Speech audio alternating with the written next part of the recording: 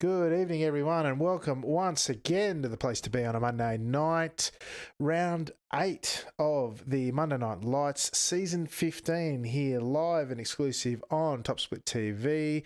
Tonight, I am your host, Alex McKellar, and joining me for his long-awaited return is Mr. Tim Gorcrotcher himself. Tim, back in the saddle this week and back in the commentary booth for me for this exciting round coming from Imola this week.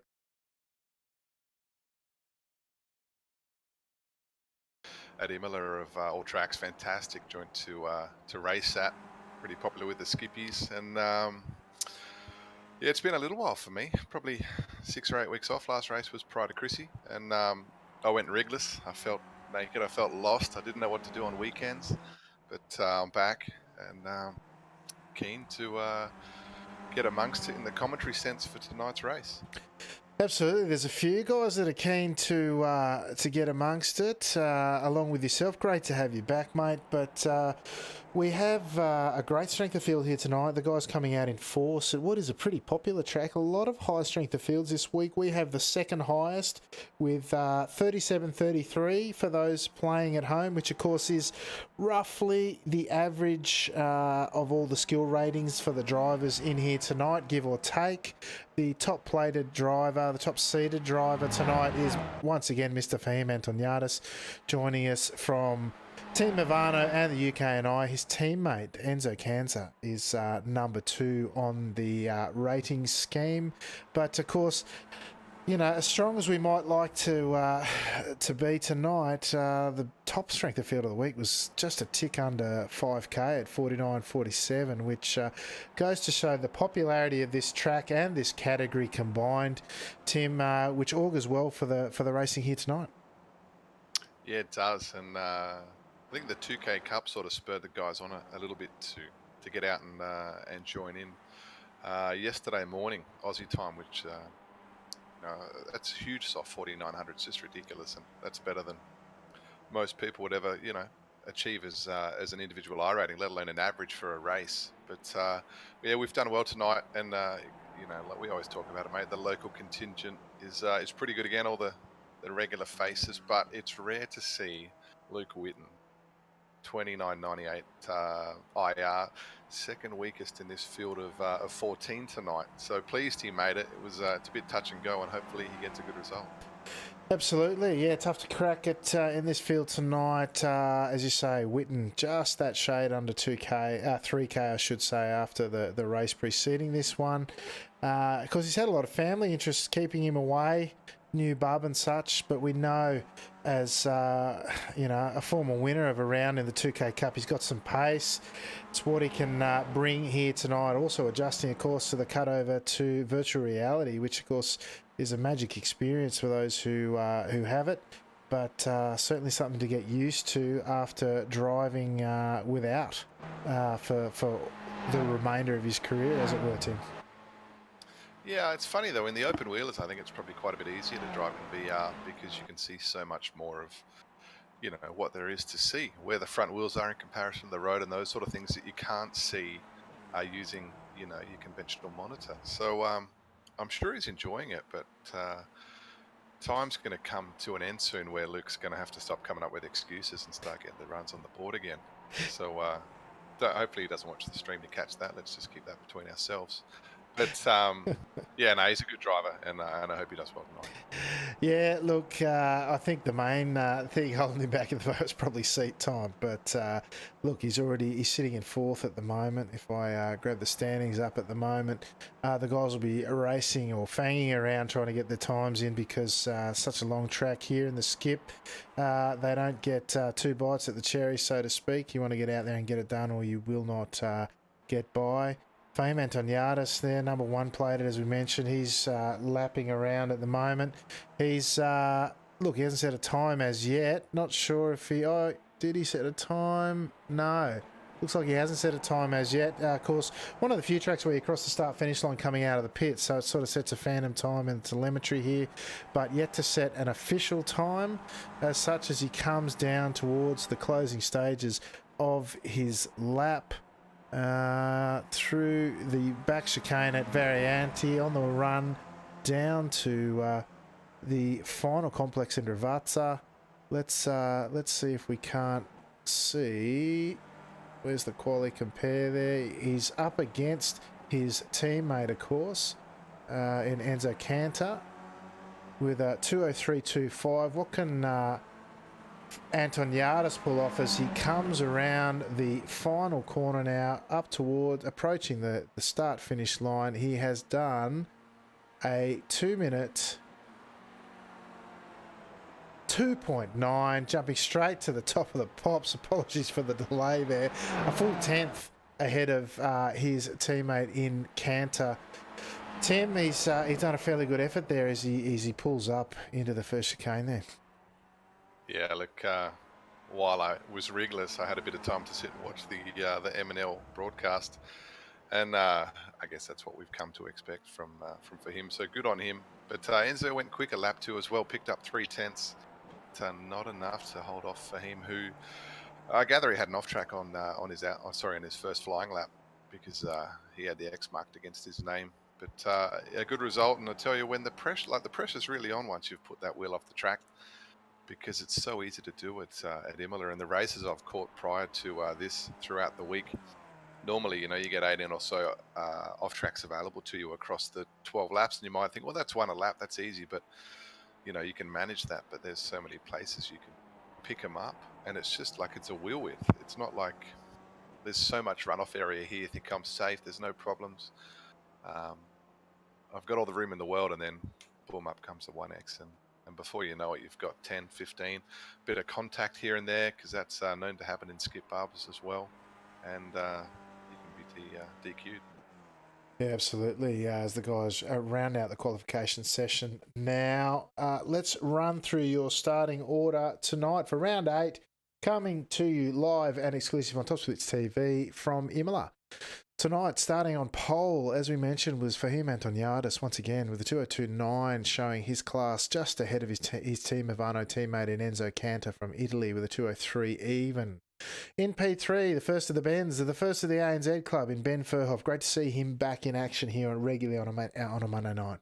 P4 went to Ben Snell, who's having a cracking season this time. Let's see if he can't keep up that fine work this round, starting from P4 for Team Milo. P5 went to the aforementioned Luke Whitten, who's making a strong appearance back here for MNL this season. P6 went to Timo Vaskalampi from Finland. Great to see Timo in there. We know he's got a lot of pace in the car generally, very skilled driver. P7 went to Kevin Henderson, stalwart of the MNL club, most capped driver there is in the series, starting from P7. Russell Clark, second of the Team Milo drivers in P8 with a 2:04.1. P9 went to Cristobal Otero Roman from Iberia, another MNL regular joining us from the Spanish club. P10 went to Victor Vica with a 2:04.6, again from Iberia. Michael Fiedler joining us tonight, managing P11 with a 2:05 even. P12, last of the point scoring positions, went to the Golden Stig. Tim Awema from AMZ with a 2:05 even as well. Samuel Collins, last of the ANZ drivers in P13 with a 2:05.2. And P14, Gustavo Conde, surprisingly, not on the pace. Something more of a story to be told there, no doubt. Just while the guys are gritting up quickly, let's check out the race information. We are at Imola, of course, in Italy, Enzo's home track. 12 laps tonight, 17 turns around this track. Just a tick under 5Ks and 58Ks, which is about as far as you'll get in a Skippy race. Of course, partly cloudy today as the lights come on. Track temp, most importantly, 24 degrees as we start with the red lights revving. Green lights mean go, and we are off to the races. Tim, Fahim and Enzo forming straightaway line astern with Furhoff and Snell racing down with them into the Tamburello chicane complex for the first lap of 12. Yeah, close, couple of positions behind them. Timu muscling his way past Luke Whitten, who runs off track. It's going to be some contact here if Luke's not careful. Gets out of the throttle through the left-hander on the exit of Tamburello. Those two running side by side. Pretty exciting early on because you cannot go side by side through this left-hander at Villeneuve. Luke backs out of it, gives the team the position. Smart racing.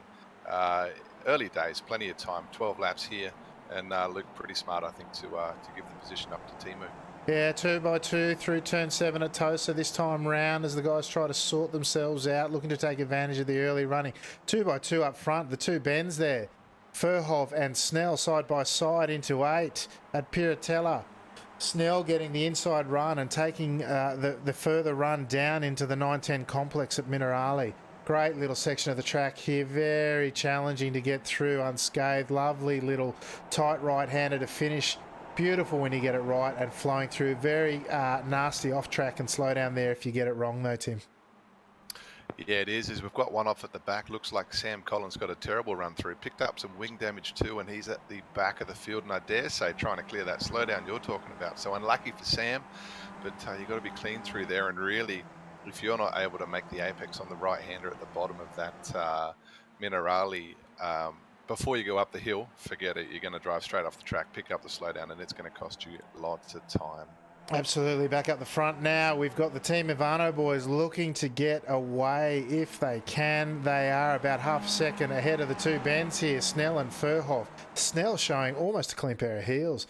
Really trying to get on the back there. He's within half a second now at the back of Cantor and looks almost to have the pace on Furhoff. I'm not sure what happened to Ben that last little section of the track, but he is a further half second behind as Antoniadis and Cantor exchange positions as they come into Tamburello at the start of lap 2. Very nice little section of the track again. Very flowing circuit here, very enjoyable. And no doubt Enzo Cantor up front there. Oh, as Antoniadis runs wide, using every bit of the circuit in this front pack of 4 who have made a clean or shown a clean pair of heels as they head through Villeneuve on the early stages of lap 2 this time. Look to have gotten away this front 4. The question is, has Witten got the pace and consistency to catch back up? These 4 drivers in the draft of the leading 2 in Cantor and Antoniadis looking really to skip away and dominate this race early on. Yeah, it's a good start by that group of 4, and to be honest, I thought Fahim and Enzo were going to show the Bens a clean pair of heels and skip away, but not the case. Well done by Ben Snell to stamp his authority, I guess, over Ben Furhoff, make the pass on lap 1 and bridge that gap because it wasn't looking too flash at the start. But I think Ben Snell, he had a race in the Super Skips last night. I got to say, I hope he put some laps in because he was a bit out of touch there as I gave him a touch up. But he's looking pretty good tonight, comfortable. Hopefully he does the Aussies proud and gets on the podium. Yeah, certainly through Minerali that lap, he got caught up and almost spun on the apex of turn 10 there, but gathered it up, got a clean run through the outer chicane as they come down towards Rivazza now on the tail end of lap 2. Seems to have got it all tidied up with Antoniadis now, whose internet stability problems seem to have vanished, which is all the better for all of us. We can follow his action a little more closely now without fear of diving off into the ether. He's tucked right in behind Cantor now, as Cantor now sits in the middle of the track, forces Antoniadis to go around the outside. We know how much Cantor loves to lead. Tucks in behind Antoniadis this time. Will he have a poke up the inside? No, he doesn't actually. He defends, and it is Antoniadis who sticks in behind there as they grab every bit of the curb and more. It's interesting, you know, talk around the traps this week is that there's benefit to dropping the spring perch on these cars to negative figures. One of the few tracks you might do it, Tim, to cope with the sausage curbing around some of these apexes. What are your thoughts on that? To be honest, mate, as a regular runner of 3 SPO, it's not something I'd not that I haven't tried it, that I've given all sorts of setups a crack in the skip Barber and all work. If you can drive a skippy, doesn't matter how it's set up, you're going to go fine. But at the end of the day, I think the important thing here, like you can clobber the curbs if you want, but all you're going to do is pick up front wing damage, and that's going to cost you 10 to 15 k's an hour down the front straight. You look at Enzo's wing damage at the moment, it's not too bad, but if you look through the field at someone like Gustavo Conde, who's got severe wing damage on the left-hand side. This is from picking up, from hitting one of those cones too aggressively, or one of the, I assume they're concrete or rubber track markers. They destroy front wings. So if you're going to hit those curbs too hard, you're just going to ruin your race, and you're going to have no hope of winning, and that's exactly what's happening here. Kevin Henderson, another one with way too much front wing damage, and it's just impossible for Kevin to go forward. Doesn't matter if he's right on the back of Luke Whitten or not. He's not going to have the outright pace to make the pass. So yeah, not sure I'm a fan of the setup suggestions that the talk of the town. But personally, I ran 3 SPO and 5 ARB with 131 in the tyres, and it was really nice. At the end of the day, you got to be clean and smooth here, like in all tracks with skivvies. It makes such a difference. But yeah, minus 2, 3, 4. I just don't see the benefit of it at the end of the day, Alex. Yeah, well, what we do see is Vascalampi having to make a return through the field. As he goes 2 by 2, Noah's Ark style in the pack with Russell Clark, Henderson and Fiedler. Look at them, they're going to go 3 wide into the first chicane now. Vascalampi loses the rear of the car and he's run off into the kitty litter. Gathers it up.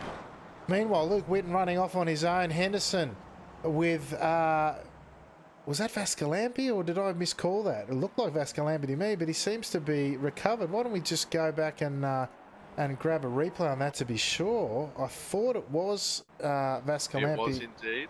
It was indeed. He ran off, took the wide line, took the slow down, cost himself a bit of time. Russell Clark spinning in the background. Not sure what happened then, but he's done a 180. I'm going to say all by himself. I reckon he locked the rears. No, got a bit of a push by the look of things from the very fast approaching Gustavo Conde as they entered the turn 7 tosser, the hairpin. Unfortunate for Russell, disappointing.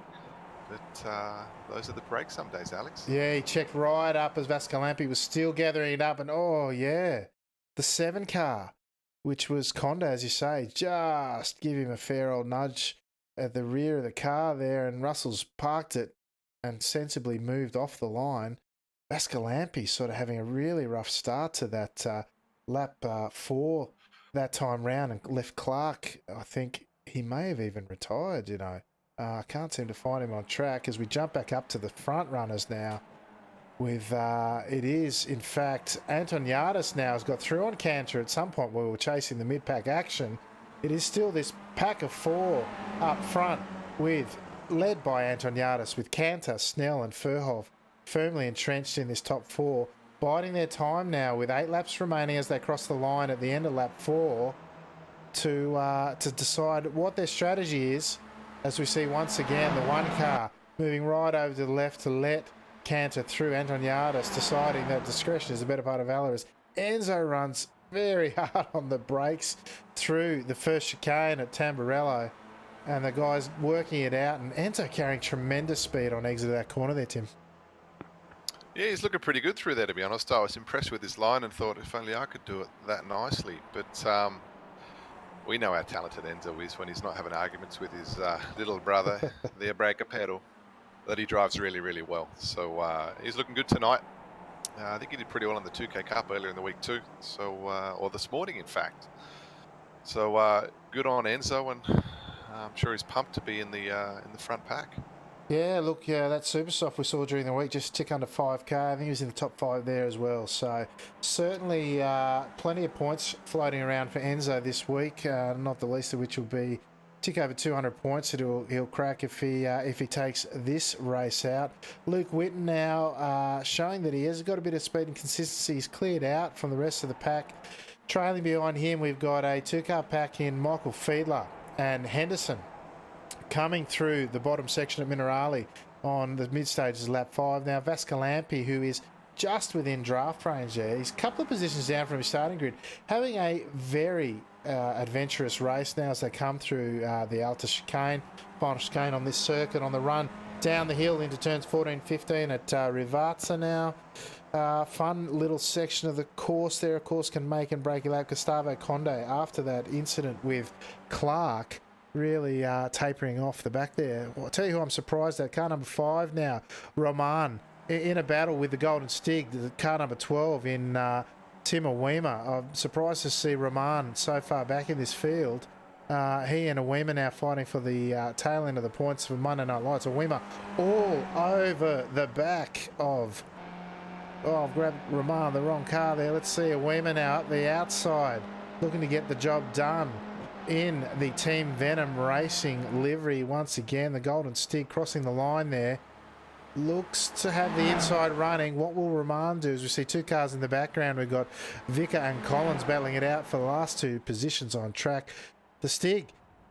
Oh, mounting the curbing there. Not once, but twice in the rear of the car. Stepping out. He's going to come across the back. God, he's hit. Who's he hit there? Vicar.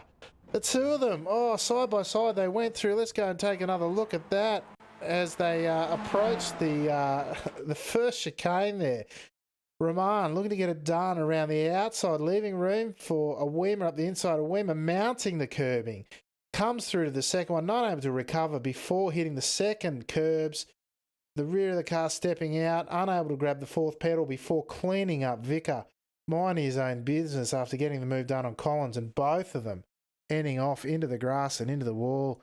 Tim, what an eventful start to the sixth lap for those guys. Disappointing for Tim. I was surprised he had the run up the inside, but he broke early and let the gentleman he was battling take the line, and at the end of the day that cost him. So frustrating for him, and of course the cars behind him that he unfortunately collected. Disappointing way to end the race for those two. But it is what it is. But in the meantime, we took our focus away from the leaders, and Enzo and Fahim had actually pulled a bit of a gap, 8-9 tenths on the bends, but not a brilliant end to the lap for those two, as Ben Snell scored right back up to be 3 tenths behind Enzo, more or less under his rear wing again, you know. But I thought for a second, Fahim and Enzo, the Miviano boys, thought they were gone.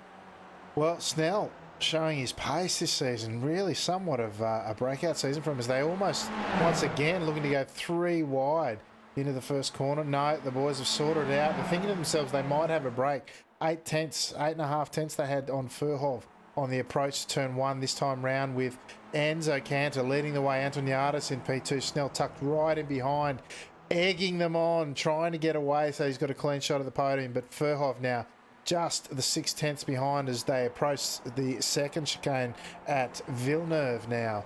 On the exit, they're using every bit of the track of the Movano boys, really trying to excise every bit or extract every bit as they go through turn 7 at Tossa this time round. Very careful on the exit there. We see Cantor using every bit of the AstroTurf and more. You've got to be very careful there. Even these low-powered cars, step a foot wrong, particularly the rear right on the grass there, and you'll be spat out onto the left-hand side of the track across the traffic that's following you quicker than you can blink. These guys, of course, every bit of car control, every bit of the track, showing us how it's done tonight, Tim.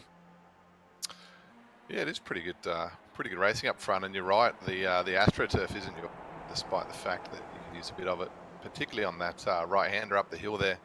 Not so much slippery, but that's where the slowdown exists, which is just a killer. Forget it. Your race is over. Pull over now and quit, because if you get that slowdown, it costs you a lot of time. But Fahim, we see catching oodles of curve. I don't know how he didn't pick up more damage. Speaking of slowdown, going to be close for Ben Snell, who's pulled over to the right. I think he's trying to clear that slowdown. Also, Ben Furhoff, both picked up a bit of extra width on the exit of that Variante Alta chicane. And if you get the nose of the car over the line that separates the track from the AstroTurf, that's where the slowdown exists. And get it over it, forget it. You get that off track and you just see, takes 1 or 2 tenths for that slowdown to pop up, and you know it's coming, and it is super frustrating. But I got to say, I reckon that's what's occurred, because Fahim and Enzo have skipped away a bit, 8-9 tenths, and well, something's happened. Is Fahim, did he make contact with Enzo then? Because Ben have had a great run and bridged the gap entirely. Yeah, just looking at the exit of that final chicane there, and yeah, both Bens running wide there, potentially picked up slowdowns. I thought maybe down at Minerali that Furl might have picked one up previously, but no, both of them have caught back up, as you say. They both picked up slowdowns, I guarantee it. But these guys have continued on, and now there's just the gap. Furhoff now nearly the magic second mark. These Movano boys, I know there's no racing orders here or team orders between them in their racing, but they better get it sorted out. They've blown the opportunity to break away a couple of times and fight it out amongst themselves, but it is now Cantor with a half-second lead over his teammate in Antoniadis. Ben Snell now 3 tenths, nearly 4 behind, but certainly well in touch and no chance of dropping off. Whereas Furhoff, who's sitting at the back there with that crinkled-looking moustache on the front, which is what left of his front wing, potentially, as you say, holding him back. Witten now, a lonely race still in P5. Strong performance from him tonight. Vascalampi now on the head of that pack of 3 with Fiedler and Henderson looking to get amongst it. for the minor positions there, because Conde now 5.8 seconds behind. He's dropped well off. I don't know if he's carrying damage. Certainly the crinkle cut front wing holding him back, potentially picking up a slowdown there. Roman looking to recover from avoiding that incident, but certainly not on pace tonight that we used to seeing. Collins down in P11, and as he lets the car of the sink, the rear of the car sing through turn 10 at Minerale, and Vicar, who's driving a Formula Ford by the looks, without that rear wing, bringing up the tail of the runners now as we jump back up the front. Now we've got Cantor with nearly a half second lead over Antoniadis, which looks to be swallowed up as they run up here now, but it is Snell looking to take advantage will he take advantage of the draft and try the move into turn 1? No, it looks to be securing what is now 1.7 second gap over Furhoff, who's dropping like a stone at this point, Tim. Yeah, not great for Ben. I can only assume. Look, he didn't rattle off a terrible lap, 2:03.6, but quite a bit slower. 1.5 seconds slower than Ben, who had a cracking lap, best of the race for Ben Snell. So good on him. But one I worry about, Alex, is Luke Whitten. He's picked up quite a bit of front end damage, and last time around, top speed down the front straight, 192.8 undrafted. The car behind him, Michael Fiedler, also undrafted, 201.5k an hour. So, we're looking at 9-10k difference, and that's worth oodles. Last time around, Luke Whitten 2:03.2. Timu and Co managed to do the same sort of time, but that gap is bridged significantly. It was much, much, much larger only 3 or 4 laps ago, and I think the damage to the front of Luke's car is going to mean he's going to be under a fair bit of pressure from the group of 3, Michael, Timu, and Kevin, in the coming couple of laps. I'm going to throw it out there, mate. Fuel saving. Did he take enough fuel? That's the next question we've got to ask. With just the balance of 4 laps remaining, 3.5 now as the leaders pick it up with them again. Out front now, you got the pack of 3 there. They're coming back to Furhoff. He's only 1.1 seconds behind now. He was 1.7 at the start of the lap. It makes you wonder what's going on with these guys. We haven't been following the racing as we went through and looked at other parts of the field, but they're still line astern. I can't see them, racing terribly hard and slowing each other down as they head down the hill into Rivarza complex on the tail end of lap 9 now. You see Anton Yardis now right up the tailpipe of Cantor there, really looking to close in. I'm wondering if this is the lap he makes his move, with Snell now eagerly waiting his opportunity in the last few laps. 3 to go as they cross the line this time, as we see Anton Yardis forced to go to the outside into the opening complex. What's going to happen on the run down into Tamburello this time round, Tim? Your guess is as good as mine, Alex, but Enzo yields, backs out nice and early for him, takes the position. But I think both the Movano guys, they got a fair bit of front end damage, Alex. Ben Snell, though, his car is looking immaculate. And I got to say that Ben's car is particularly quick down the front straight with 0 front end damage. It's I got to say, I think if he gets the move done on Enzo next lap, that he's in prime position to get the big W here. He's looking pretty good out there. Yeah, I tell you what, the difference down that front straight with draft as they cross the line. I mean, we saw Ben Furhoff, he was about 1.1 seconds behind this front pack as they went through the final chicane at Alta there at 11 and 12, and yet at the end of the front straight he's a full 2.1 seconds behind. Very big difference. Didn't see much of him having a poor run in the background beyond the effect of that draft, as we saw the Movano boys working together that time round with the leapfrog effect, with Snell just sitting back waiting for his opportunity, on for another very strong podium here on Monday nights, consolidating his effort for this season. These guys now a full 1.9, yet 2 seconds ahead as they go through that final chicane at Alta there, 11 and 12, using as much of the curb as they dare, trying to minimise the damage that you're talking about towards the tail end of lap 10 there, Tim. Yeah, it's funny, I just watched Ben Snell absolutely clobber the second part of the chicane, the left-hander, thinking, there go his chances, he's just destroyed the car, but picked up no damage at all, and it was extremely quick through there, so he's looking pretty good at the moment. Interestingly, chooses to move to the left, not sure what strategic advantage that gives, but perhaps he's trying to clear a slowdown. I did notice he went particularly tight across the left-hander, the final corner, turn 15 at Rivarza, and I can only assume that is what has caused Ben to clear. Enzo backing out. That's strange.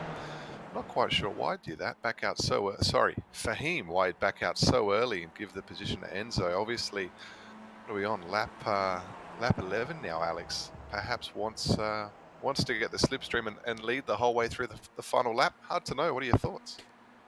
Oh, definitely a slowdown there through Ravazza. Turn 15 for the final time round there for Snell. But Anton Yardison looking to make sure it's a clean run there.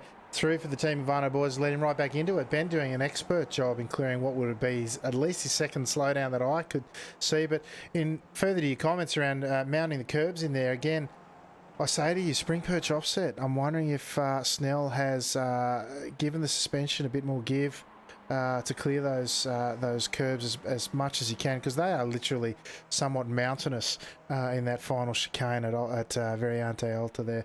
I'm wondering if that's something we'll ask him after the race, as he runs very wide again out of Minerale. I'm wondering if he's picked up yet another slowdown. Looks to be clearing it. If he is, no problems. Hasn't lifted at all as the guys come through that final chicane at Alta once again. Let's see the curb riding this time. Oh, he's all over it. You can see the suspension just copy a flogging there as they go through that final chicane once again. He's closed right up this time on the back of Anton Yardis. Great to see Snell right there in amongst some of the top drivers, skippy drivers in the world, and putting on a great display for the ANZ club here tonight, Tim. Yeah, he's doing great. And for a guy who drives a Commodore Ute, he's well beyond the amount of talent you'd expect out of one of those drivers typically. So good on you, Ben. You're doing us proud. Representing where's Holden's mate? Elizabeth, where they were made. So good on you, mate. Doing fantastic. But he's looking pretty good here. Got a nice run on Fahim. Fahim also using the toe of Enzo. Weaving, sorry. That is very much like what he'd do when he wins. Fahim blocking Ben Snell. Ben had a fantastic run. That comes to an end quickly as Enzo maintains the lead. I'm sure that's not what those guys had planned for Enzo. I thought they were going to scoot right around the outside of him. Didn't happen though. We're on the final lap. Fahim, he's poking the nose up the inside. What is going to happen here? You cannot go too wide. It's going to spell death. No, it doesn't. Fahim cruises on through. Ben Snell looking pretty angry up there too. Enzo using all the track. This isn't going to go well for Ben though. There's no way he can get around the outside there, but perhaps he can do the over-under and get the run on Enzo, who's going to block pretty aggressively, I'm sure. Ben, great run out of the hairpin Tosa, turn 7. And Enzo, he's not going to be able to hang on to this, I'm sure. Are the two going to have contact? No, they're not. Ben hanging on there 2 by 2. Looking pretty good. All the while though, Fahim, he's got a small gap, 4/10 or thereabouts. It's going to be hard for these guys behind Enzo. Sideways. Enzo, he's gone. He's off the track. He's gone. Too aggressive. He's gone. Alex. He's caught the inside there. The rear let it go. We'll have to go back and look at that after the race, because right now we've got a race for P2, 1 and 2. Oh, Snell took too much to the curb that time. The rear of the car struggling to hang on. That drifting Ute experience really coming to the fore there. He's 7/10 now behind Anton Yardis now. What can he do in the final section there? I don't know if he can make it up. He is sitting right and pretty as they go through Rivazza now. Turn 14, 15 as we come out of the final corner. He runs very wide this time. I don't think he's going to have what it takes to get there, even with this massive draft. And Anton Yardis crossing the line to take out another round of Monday Night Lights. Ben Snell with a fantastic drive there to finish in P2. Cantor leading Furhov as they cross the line for the minor positions there. Let's go back and take a look at Mr. Cantor. Let's go and see if we can't pick up what happened there. No. Yes, I need to go forward from there. We'll skip ahead a little bit. No, this will be all right. We'll grab this view here. Can I grab a better camera? No, it's just going to sit there. That's fine. So they came, excuse me, around Ben, and we were on board with Snell at the time. Fantastic driving there, no contact. Really put Enzo off his line there, coming down the hill. Returned back onto the racing line, but the rear already through turn 9 on the approach to Minerale looked like he was losing control. Then he caught the grass on the outside of the approach to turn 10, and it really sent the nose of the car right into the apex curving and those sausage curbs, which bit Enzo's car really hard and bid his race hopes a dash with them as well. What an amazing little entry in there. A bit of strategy there, perhaps played out for Snell, but certainly Cantor there coming off second best after what was a fantastic race throughout, Tim. Yeah, unlucky for Enzo, but and good on Ben for putting, at the end of the day, that all sort of came from Ben sitting right up his clacker and putting plenty of pressure on Enzo. So rare to see Enzo make that kind of mistake, but good on you, Ben. Well done, mate. Fantastic effort. P2 in the end. But one I was surprised to see have issues, Timu Vascalampi. Last corner of the last lap, picked up an off track, went over the limit. Bam, you're gone. Out of the game, son. See you next week. Unfortunate for Timu, but he went over the limit, and that was that. No points, and 11th position. Yeah, unfortunately for Vascalampi there, he's in chat at the moment, joining us and describe the situation exactly as you did, mate. He picked up his final incident points there, and that was the end of his race, unfortunately. But speaking of the end of the race, let's go through our results now here for round 8 of season 15 of the Monday Night Lights. Here from Imola tonight, Fahim Antoniadis taking out a fantastic victory once again for Team Ivano in first position. Second position, the leading ANZ driver drove a fantastic race tactically, just bided his time and took his opportunity when it presented. Really put the pressure on Cantor there at the end of the race, and just the smallest of mistakes from Cantor saw Snell go through and take out a famous podium position, second step indeed, for tonight's race. P3 went to the aforementioned Enzo Cantor, the other Team Ivano racer here tonight, down one position off where he started on the grid. Put on a great show, the front three. In fact, the front four there, followed by Ben Furhoff, the other leading ANZ driver there tonight in P4. The four of them put on a great show tonight, particularly the front three there towards the closing stages. Ben Furhoff there, as I said, in P4. P5 went to Luke Whitten, who we spoke about earlier in the race.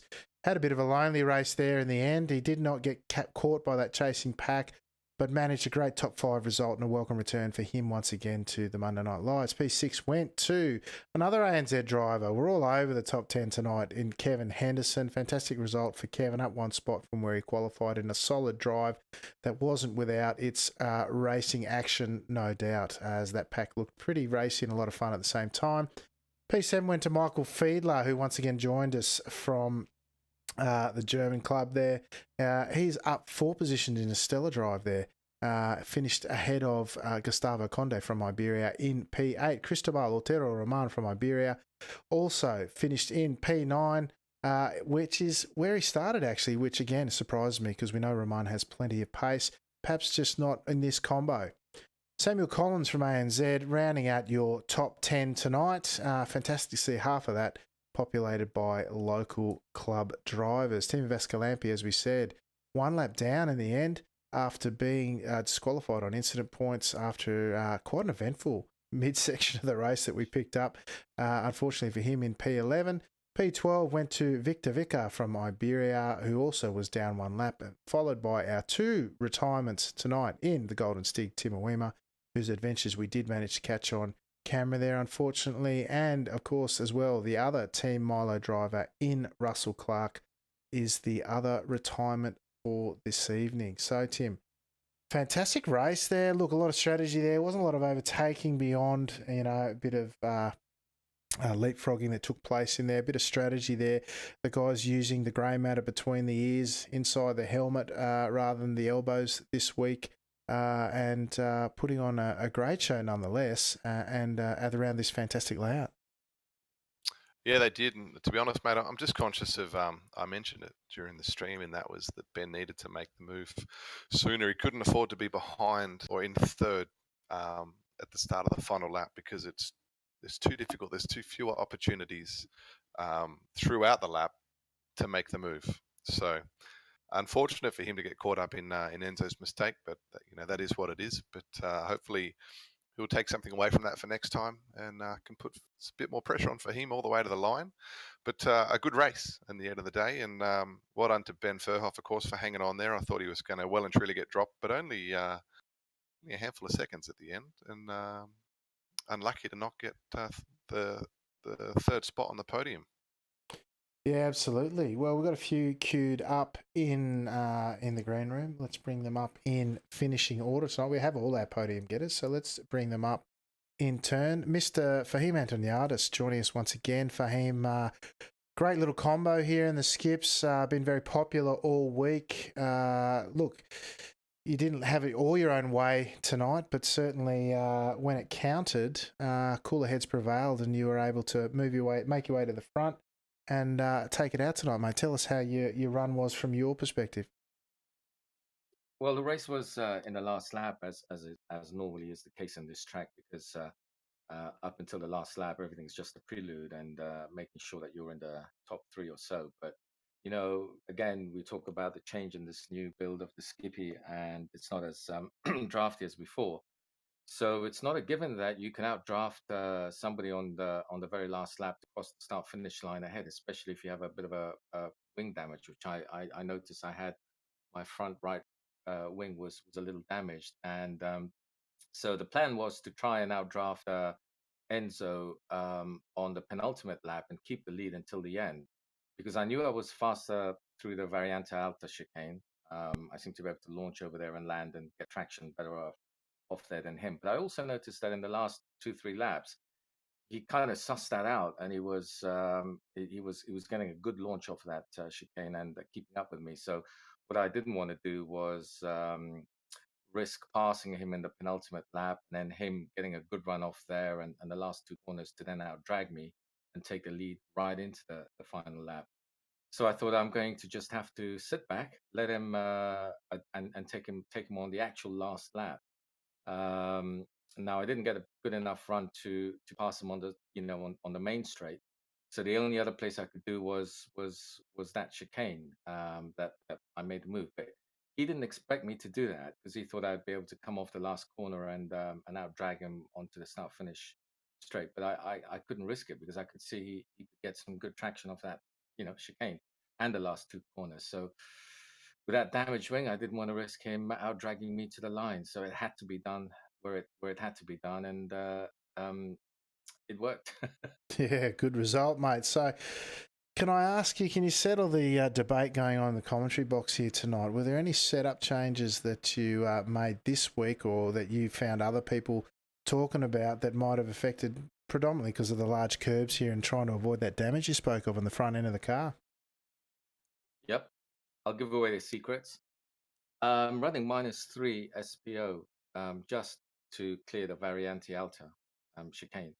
Because if you run -3 SPO, it seems like a very high curve, but if you look at the curve properly, it's a double curve. It's a double curbing. You've got the red and white stripe at the bottom, and then on top you've got this big black bit. So it's like almost like a hill, and the suspension can take you right over that without damaging the wings. So you can actually almost have the whole car over that chicane and straight line it if you've got a -3 SPO. And then on the other side, of course, you'll land a lot softer because you've got -3 SPO and the suspension will soak up the bounce, and that'll allow you to put the traction down and better as well.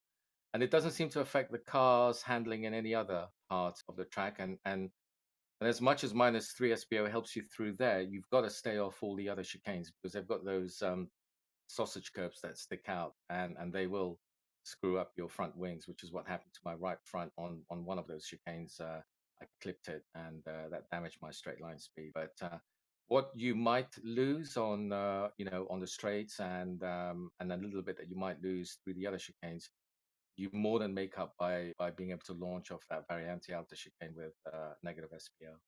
Yeah, fantastic. It's funny you say that. We're just crossing now through, catching the slow mo there on board with you through there, and you can see really the suspension taking up all that slack there and really doing its job there as you use all the track on exit. Yeah, it's interesting. I did hear talk of that throughout. Interesting to hear someone like yourself who has taken that strategy and what a lot of people call a fixed setup car. But finding out tonight that those who are up the front often have a think about those as well. Doesn't suit everyone, as we know, but certainly something to consider going forward. So thank you very much for those insights, Fahim. Congratulations on another great result, mate. Great result for Team Ivana with 1 and 3. It looked like 1 and 2 there for a long while, but then Snell setting the cat amongst the pigeons, mate. But thank you once again, putting on a great race, and congratulations. And we look forward to talking to you in the coming weeks. Anyone you'd like to give a shout out to before we let you go? The usual bunch, you guys, for the wonderful broadcast, and Team Ivana for having me there, despite the fact that I'm baby Skippy and they're rocking it in the big, LMP and GT cars. And but hey, happy to be there as well. Fantastic. Well, thank you once again for him, and we'll hopefully catch you next week. Take it easy. Cheers. There you go, Tim. The debate's been settled. At least somebody see what I said and use change the SPO, which was the hot tip during the week. And it's not just anybody; it's our race winner here tonight. So there you go. I wasn't talking completely out of my hat. I never thought you were. He must have been the only guy on the field who did it, and that's why he won. But don't make me ask everyone who comes in here. But yeah. Now, as I said, I've tried all sorts of different things before, off the back of Ed Levi and his suggestions on trying different things. The car. There's a lot of different ways to make it go fast, but above all, it comes down to the driver. And if you know how to steer the thing around, if you're quick with the 5 and 8 that most people run, you're going to be quick with whatever you want to run, minus 3 and 1 ARB. You're still going to be fast because you know how to drive it. So, but everything Fahim said is valid. Personally, I had no issues with running the traditional 3 that I always seem to run and getting over the curbs without damage. But like he said, if you hit the sausage curbs, forget it. You just destroy the wing and it's all over. So anyway, who's next? All right. Yes, it is indeed. Mr. Ben Snell joining us from what is a very successful race here for you, Master Snell. Fantastic result there. Looked like you were getting under the skin of Enzo there right towards the end, and it all came unstuck for the Team Ivano driver as you sailed on past there down through Minerale as the rear of the Team Ivano driver let go. Team Milo, second step of the podium in a fantastic result for yourself. Ben, tell us about what was going on in the helmet there for you tonight. I'm just happy to not die, especially after my effort in super skips last night where I almost DQ'd myself. But the draft is really strong here, so I think I had the pace to stay with for him and Enzo, and even when I dropped back a couple of times, when Ben and myself had some tussles, I was able to catch back up with the draft. But it was hectic. I wanted to stay in third and try not to fight too much, but and then try and draft on that last straight, try and get the twofer because I thought it was possible. But for him, threw a sneaky little block on me and blocked me off, and then just basically tried to see what I could do with the rest of the lap. Yeah, mate. Looks like it was pretty tight tussle up the tight tussle. Oh, gee, there's a tongue twister for you guys up the front. Although you did, like you say, look to be playing the long game, as it were, behind the two Team Ivano blokes. Can you let us in on the secret, mate? We thought we picked at least one, if not 2 slowdowns there. Was that the case? I think it was either 4 or 5. 4 or 5. I picked at least 2. I wondered, and then the boys kept letting you back into it, mate. You must have been thinking all your Christmases have come at once. Yeah, the chicane and the final corner, if you get a slow down through those two, you can actually, especially being in the draft the whole race, as soon as I got out the draft, the slowdown actually got rid of itself. I didn't even have to lift. So I didn't actually lose too much time with the slowdown. Yeah, I guess the calculations on the slowdowns are around your normal lap time and speed around the corners. So taking away the draft being a big factor there might well, as you say, have remedied it more or less pointless. But certainly a fantastic result, mate. Fantastic drive for yourself. Congratulations. Is there anyone you'd like to give a shout out to? Of course, thanks to you guys for broadcasting. Thanks especially to Tim for jumping in the booth, so I had more of a chance to win because I think he would have wiped the floor with us tonight. Nah, I was pretty slow here. I couldn't bring myself to do an official this week. Would have cost me IR. So, yeah. No, you did well, mate. Bring on next week, eh? Bathurst. Yeah, should be fantastic. All right, Ben, thanks again for joining us, mate. Congratulations on shaping up to be a pretty good season for you. So look forward to seeing what you can do for us at the great Mount Panorama next week, mate. We look forward to talking to you then. Cheers, guys. There you go, Tim. Great to see Ben up the pointy end. I am constantly, pleasantly constantly and pleasantly surprised at how his pace is going, considering the small amount of time he spends in the cockpit. We saw a bit of footage for those of you in the Top Split Discord community. We saw a bit of footage of Ben close up work style in the drifting during the week. The car control's obviously there. He's just combining it with a bit of pace now. Yeah, he's I don't know where he finds his pace. To be honest, like you're right, he doesn't spend enough time in the skip to be, or driving in general on the sim, to be as good as he is. So yeah, good on him. He's doing well, and imagine how good he'd be if he actually tried. If he applied himself a bit, you reckon? I just reckon the larrikin in him's doing pretty well as it is. So good luck to him. But moving on now, we are going to bring up Mr. Enzo Cantor. Enzo, the race that could have been, mate. It all came unstuck there at the in the final lap. Talk us through the race and how it finished up for you there. Hi guys, hi Alex and team. This is my home track, and I wanted to be prepared as much as possible today in order to try to win the race. I was enough confident already yesterday in the 2K Cup. I started from the 7th position, but I took a slowdown in that dominant chicane in the first lap, and so the race was not lucky for me. But today I was thinking positive, and I did a very good qualifying lap, almost the same of the one of my teammate Fame. And then we today said each other one thing, try to change something. We were unlucky in the last races, so try to mute the voice chat during the race, so we cannot talk each other during the race. We only have to understand each other with the car moves on the track, and let's see what happens.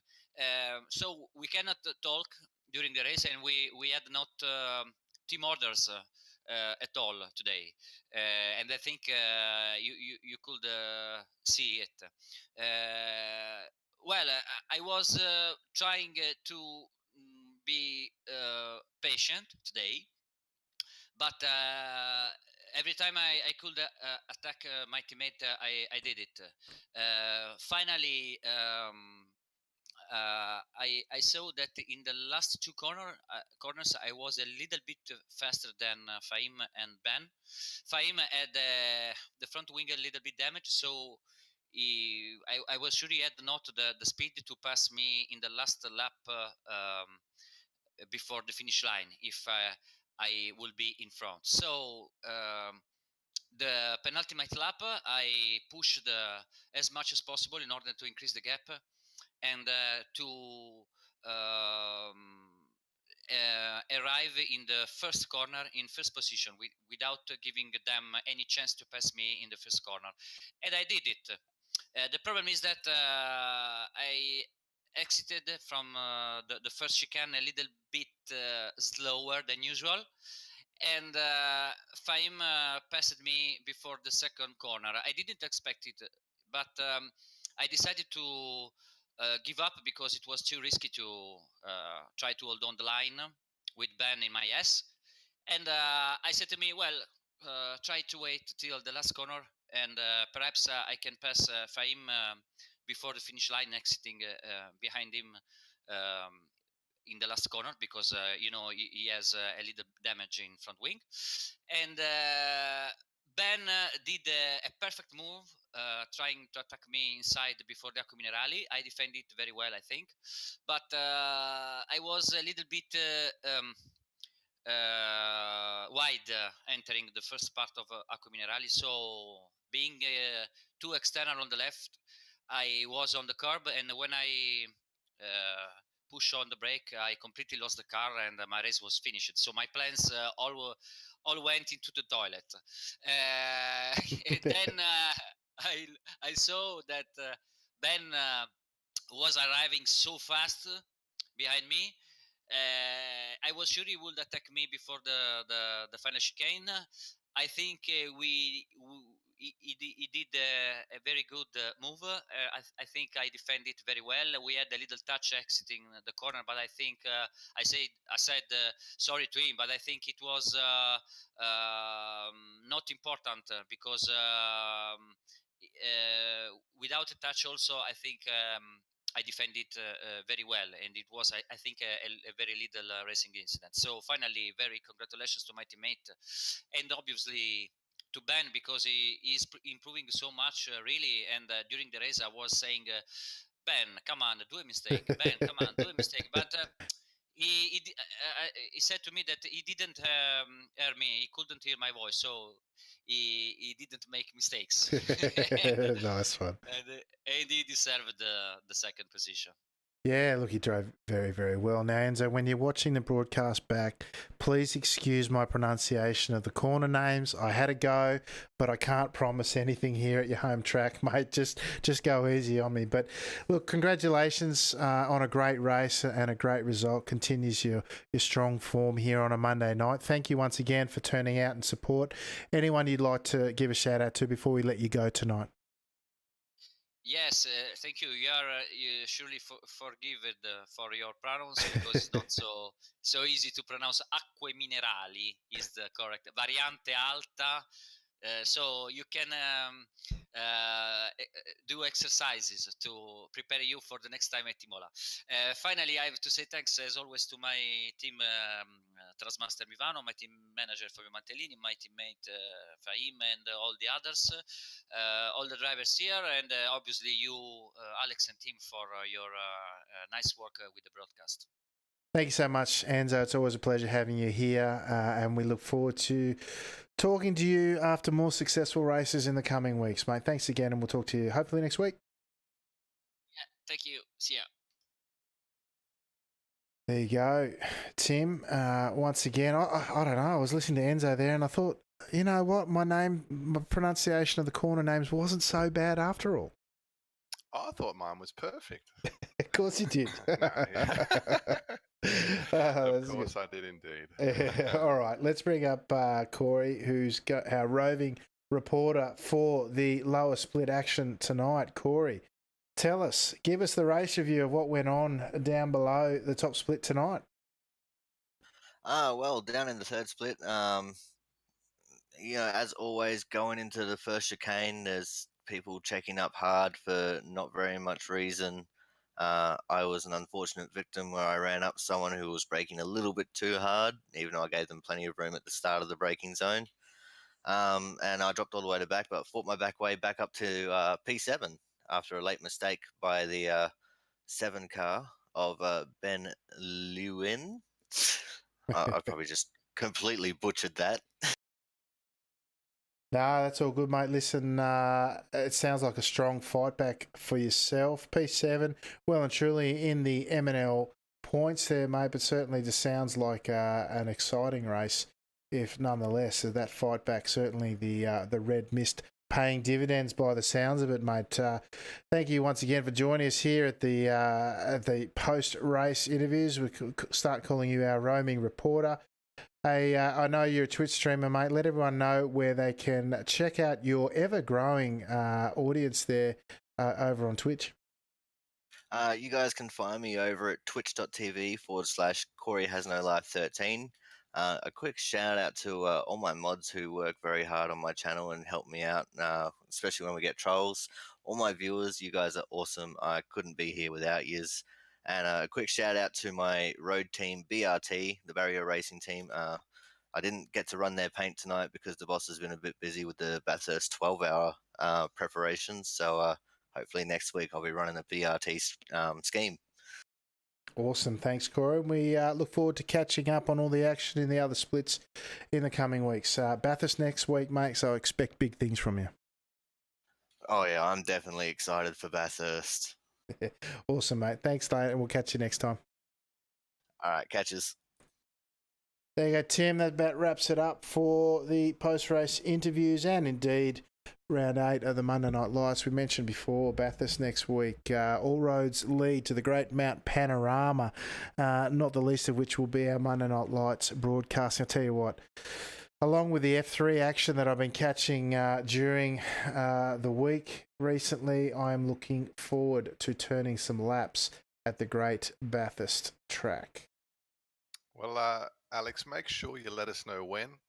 We'll get a big band of Aussies together and we'll make a mini soft 3.5, 4K, 4.5, something like that, like last time. And yeah, set the track on fire, mate. It's a good place to race. All the fast guys come out. You know, you see the Skip Barber. There's plenty of good guys who race, but it's tough to get them rocking up every round. They race GTs, they race something else, they're doing something else. But Bathurst brings them out. You know, I'm talking about Josh Anderson and those sort of guys. So hopefully, see kids like him get involved again, and we can make next Monday night a huge event. Yeah, absolutely right. I know I get a lot of fun out of there. Our race last season in particular. Sticking it to you, mate, was not something I get to do very often, and I might have finished just a nose behind you, but I still enjoyed it very, very much. You're back on track, of course, enjoying the racing, the new rig there. I know you don't stream, but I expect to see you out there on track.